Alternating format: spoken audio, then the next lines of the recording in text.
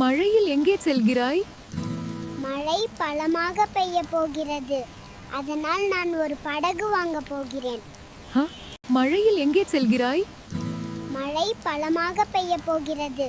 அதனால் நான் ஒரு படகு வாங்க போகிறேன். மழை காரணமாக என்னால் குறித்த நேரத்தில் டெலிவரி செய்ய முடியவிட்டது. மன்னிக்கவும் பையா, எனக்கு 5 நிமிடங்கள் தாமதமாகிவிட்டது. சார், மன்னிக்கவும், என்னால் சரியான நேரத்தில் உங்களை அழைத்துச் செல்ல முடியவில்லை. சில வயதானவர்கள் வந்தார்கள். நான் அவர்களை சாலையை கடக்க அனுமதித்தேன். மழை காரணமாக என்னால் குறித்த நேரத்தில் டெலிவரி செய்ய முடியவிட்டது.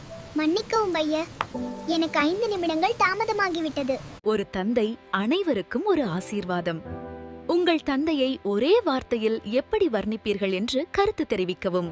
பாப்புக்குட்டி, என்ன பண்ற? நான் நீட்டிக்கு தயாராகி வருகிறேன். இப்போதிருந்தே படித்தால் நான் எதிர்காலத்துல ஒரு மருத்துவர் ஆவேன். என் அண்ணனுக்கு வருடத்திற்கு ஒரு முறைத்தான் புது ஆடை கிடைக்கிறது.